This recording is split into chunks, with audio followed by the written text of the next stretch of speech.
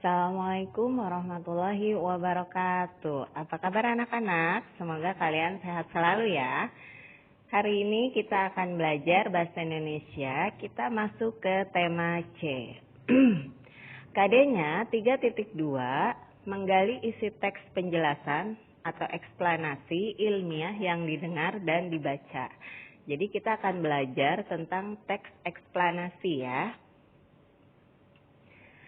Di tema 6C, subtema 1 ini, materinya tentang teks eksplanasi, nanti di halaman 6. Kemudian ada tokoh penemu arus listrik di halaman 4. Nikola Tesla di halaman 21. Oke, pengertian teks eksplanasi, halaman 6. Silahkan kalian buka halaman 6 ya. Pengertiannya, teks eksplanasi adalah teks yang berisi penjelasan atau uraian mengenai suatu hal yang bersifat keilmuan. Jadi teks yang isinya tentang keilmuan ya. Ciri-cirinya, yang pertama strukturnya terdiri dari 3, yaitu pernyataan umum, deretan penjelas, dan interpretasi. Pernyataan umum itu apa Bu Guru? Yaitu gambaran awal yang disampaikan. Jadi istilahnya seperti pembuka. Kemudian deretan penjelas apa? Nah, itu inti penjelasan yang akan disampaikan. Jadi isinya, isi dari paragraf kalian nanti ya. Kemudian interpretasi apa? Yaitu pandangan atau kesimpulan penulis. Jadi setelah kalian bikin pernyataan umum atau kalian buka, kemudian kalian kasih deretan penjelas atau intinya dari apa yang ingin disampaikan, kecuali terakhir interpretasi, yaitu kalian bikin kesimpulan setelah itu. Jadi terdiri dari 3 bagian ya. Strukturnya itu, kemudian yang ciri-ciri yang kedua, memuat informasi berdasarkan fakta. Jadi kalau teks eksplanasi tidak bisa dikarang ya. Jadi dia betul-betul fakta. Dan yang ketiga, ciri-ciri yang ketiga yaitu fakta tersebut bersifat keilmuan.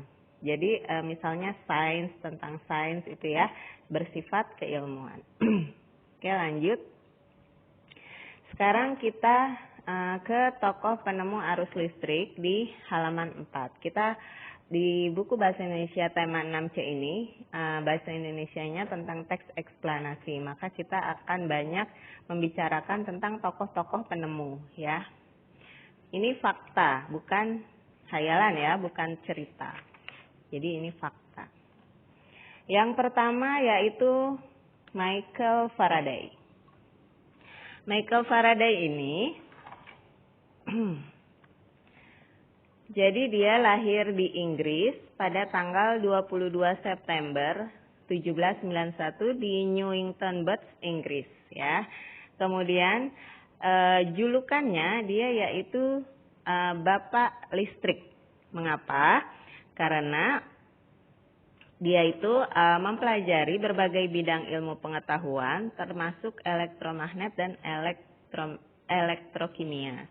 Berkat penelitiannya, listrik menjadi teknologi yang sangat berguna bagi kehidupannya. Jadi mengapa Michael Faraday diberi julukan Bapak Listrik? Karena dengan penelitiannya, listrik menjadi teknologi yang sangat berguna bagi kehidupan. Bahkan dengan penemuannya ini, sampai sekarang kita tidak bisa terlepas dari listrik ya. Kemudian dia itu membuat sebuah alat yang namanya homopolar motor. Jadi pada tahun 1821 Faraday melakukan penelitian dengan membuat sebuah alat yang disebut homopolar motor. Jadi alat ini dapat menghasilkan rotasi elektromagnetik. Rotasinya ya. Jadi yaitu gerakan melingkar terus-menerus yang ditimbulkan oleh gaya magnet. Dari percobaannya ia menemukan sebuah motor listrik pertama di dunia yang menggunakan listrik sebagai tenaga penggeraknya ya. Kemudian Michael Faraday ini juga menciptakan sebuah hukum yang namanya hukum Faraday, hukum tentang sains, yaitu dia melakukan percobaan baru dengan menggunakan dua kumparan kawat. Dari percobaan ini dapat diambil sebuah kesimpulan bahwa perubahan pada medan magnet dapat menghasilkan medan listrik. Nah, itu bunyi hukum Faraday-nya. Dan sampai sekarang ilmunya tetap dipakai sampai saat ini ya. Selanjutnya kita buka halaman 21 ya.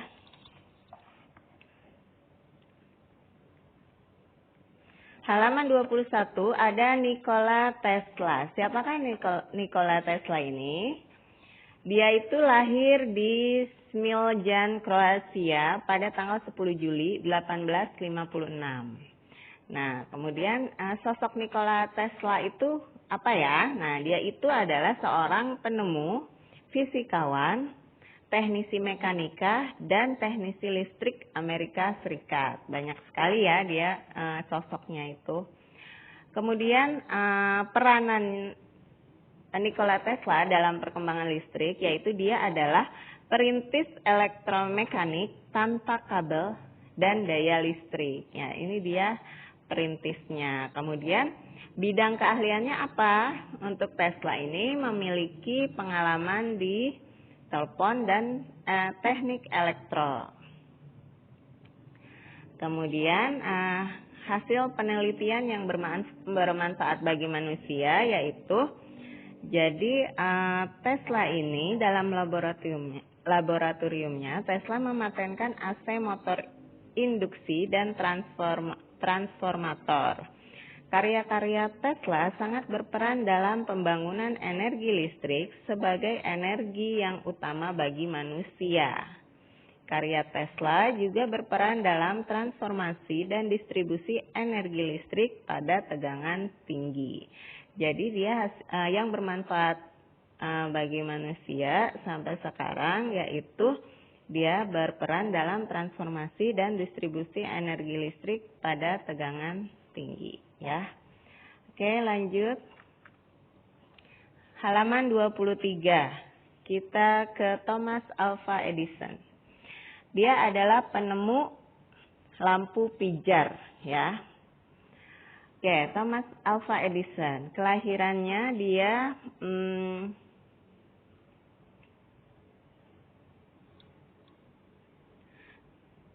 awal pengembangan, maaf ya, bukan kelahiran. Awal pengembangan. Jadi lampu pijar ini sebenarnya dari abad ke-19 sudah mulai dibuat gitu ya.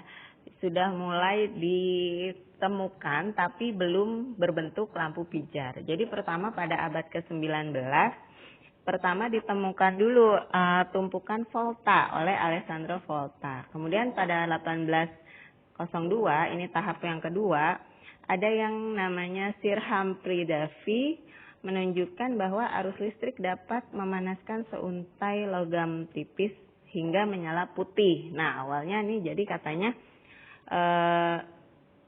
kalau logam tipis dipanaskan akan menyala putih. Nah, itu baru sampai situ tahap kedua. Kemudian tahap ketiga pada tahun 1820 ada yang namanya Warren de la Rue merancang sebuah lampu dengan cara menempatkan sebuah kumparan logam platina di dalam sebuah tabung lalu mengalirkan arus listrik melaluinya. Nah, ini sebenarnya udah mirip ya sama lampu yang seperti saat ini, namun harga logam platina yang sangat tinggi menghalangi pengembangan penemuan ini lebih lanjut. Jadi harga bahan bakunya itu mahal, jadi masih belum efisien ya.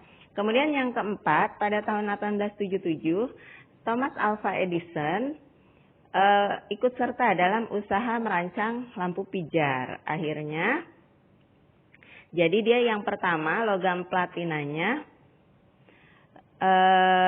mendapatkan paten pertama pada bulan April 1879. Jadi dia mematenkan itu ya. Kemudian rancangan ini tidak praktis ternyata, tapi beliau atau Thomas Alva Edison ini tetap berusaha mencari elemen lain yang dapat dipanaskan secara ekonomis dan efisien. Jadi tadi yang logam platina kan terlalu mahal, jadi tidak efisien ya. Akhirnya Pada tahun yang sama, yaitu 1879, ada yang namanya Sir Joseph Wilson Swan juga menciptakan lampu pijar yang dapat bertahan selama 13,5 jam.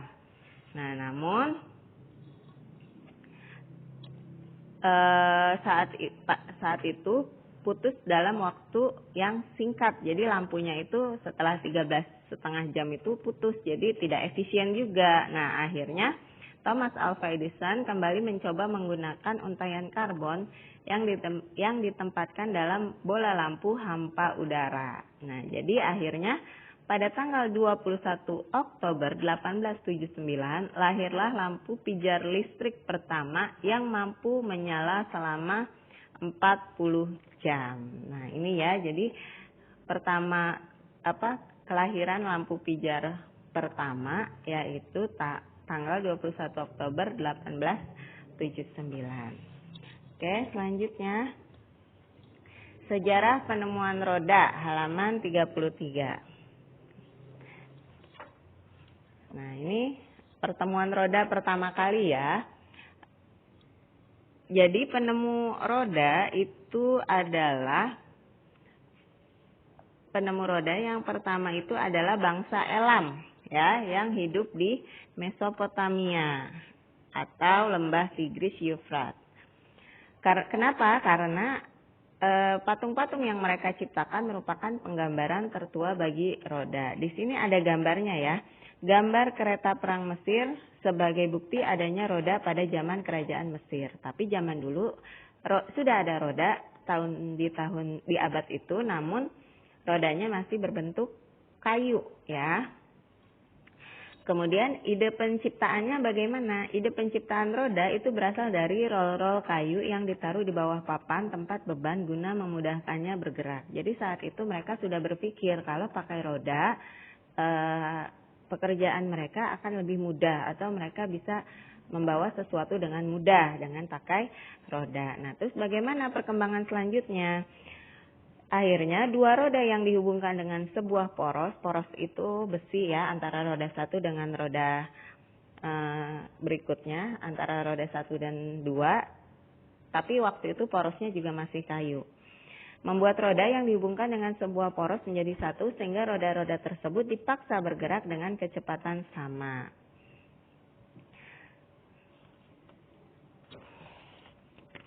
Nah, dari sini akhirnya nanti ada pengembangan lanjutan itu yang dari Goodyear ya. Jadi nanti kita selanjutnya ke halaman selanjutnya. Jadi ini sejarahnya dulu penemuan roda. Oh, awalnya dari bangsa Elam, kemudian dulu itu rodanya dari kayu. Akhirnya ada perkembangan lanjutan ditambahin pakai poros. Jadi bisa membawa kereta kuda gitu ya. Oke, selanjutnya itu halaman 35.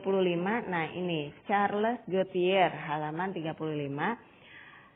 Ini adalah dia yang nanti akan mengembangkan ban ya, yang seperti kita gunakan saat ini.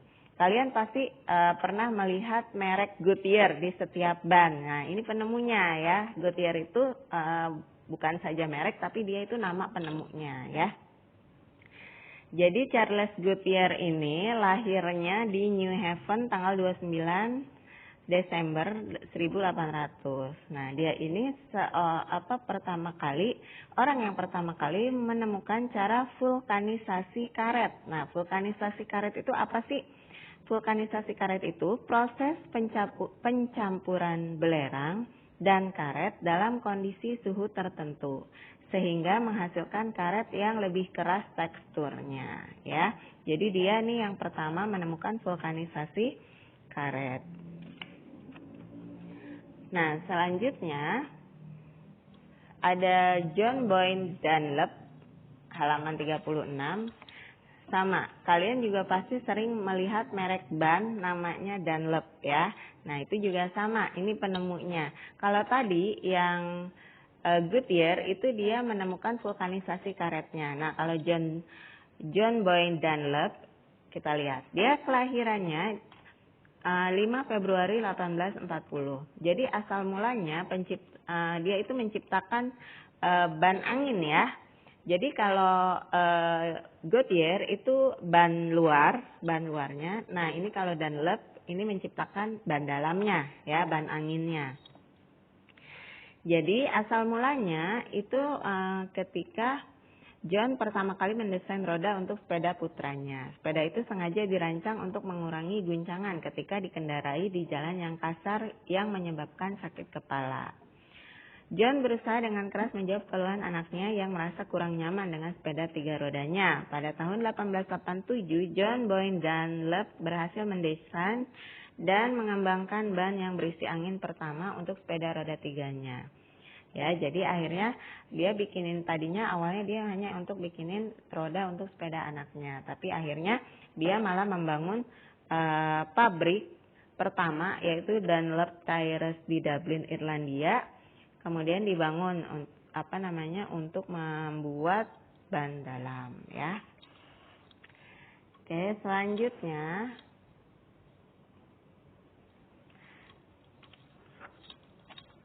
sudah ya untuk yang tema 6C.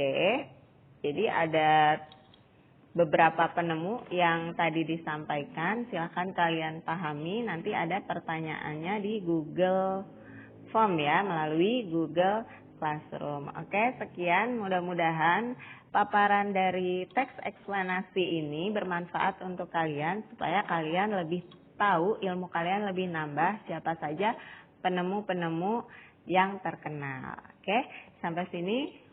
Kurang lebihnya Bu Fidia mohon maaf. Wassalamualaikum warahmatullahi wabarakatuh.